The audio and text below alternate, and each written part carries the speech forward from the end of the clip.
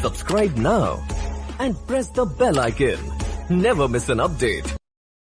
Good morning guys, welcome back to channel the oblivion. And इस video के अंदर हम बात करेंगे एवीजी के बारे में। तो आइए जानते हैं एवीजी के बारे में।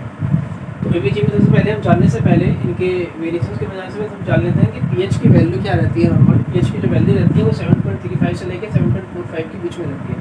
अगर 7.35 से नीचे पीएच जाती है तो क्या जाता है, वो एसिडोसिस हो जाता है। उसको एसिडोसिस के नाम से एसिडिक हो जाता है, एसिडोसिस के नाम से जानते हैं। अगर पीएच 7.45 से ज़्यादा हो जाती है तो एल्कोलोसिस बोलते हैं। PCO2 की जो वैल्यू होती है नॉर्मल वो 35 से 45 mmHg है। सोडा बाई कार्ब्स है 26 मिली इक्विवेलेंट पर लीटर है। Base deficient -3+3 and sp2 saturation 96 to 98%। तो हम बात करते हैं यहाँ पे एवीजी की।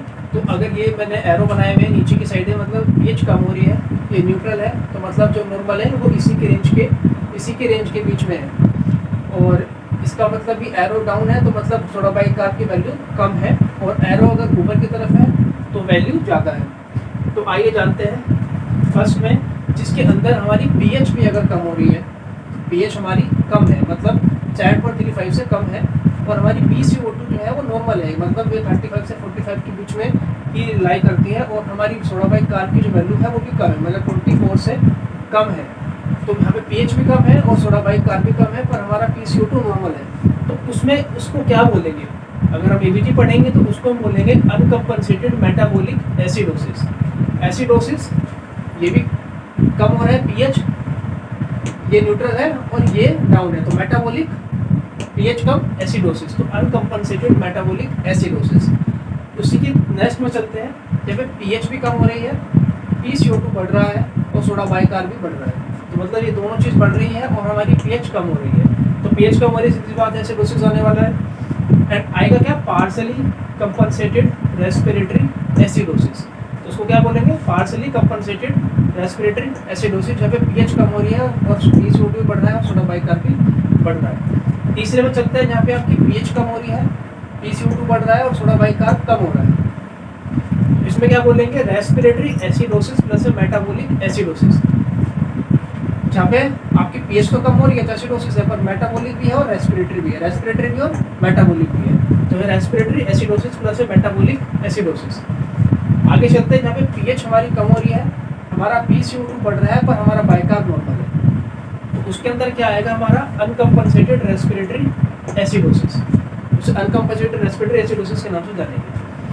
अब जहाँ पे तीनों चीज़ें कम हो रही है, सोडा बाई कार्ब भी कम हो रहा है, PCO2 भी कम हो रहा है और पीएच भी कम हो रही है, तो इसको कैसे पढ़ेंगे, इसको पढ़ेंगे पार्शियली कंपनसेटेड मेटाबॉलिक एसिडोसिस, इसको बोलेंगे। ठीक है, आगे चलते हैं, जहाँ पे हमारी पीएच अब बढ़ रही है, यहाँ पे पीएच बढ़ रही है, PCO2 भी बढ़ रही है और सोडा बाई कार्ब भी बढ़ रहा है, यहाँ पे तीनों चीज़ें बढ़ रही है। तो तीनों चीज़ें बढ़ रही है, उसको बोलेंगे पार्शियली कंपनसेटेड मेटाबॉलिक एल्कलोसिस। यहाँ पे अब एल्कलोसिस आ गया क्योंकि अभी पीएच हमारी बढ़नी चालू हो रही है।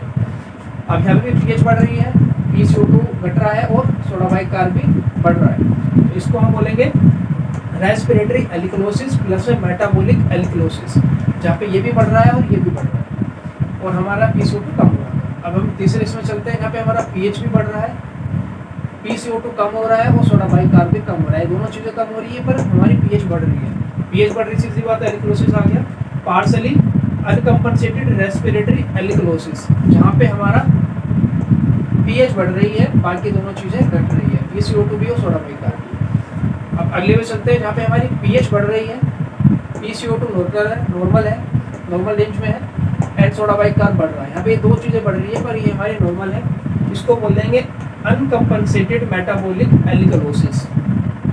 ठीक, आगे चलते हैं, जहाँ पे तीनों चीज़ें न्यूट्रल है, ना कोई घट रही है ना कोई बढ़ रही है, पीएच भी नॉर्मल है, PCO2 भी नॉर्मल है, सोडा बाई कार्ब भी नॉर्मल है, जहाँ पे तीनों चीज़ें नॉर्मल होती है उसको बोलते हैं नो एसिड बेस अबनॉर्मेलिटी, जहाँ पे कुछ भी चेंजेस नहीं है।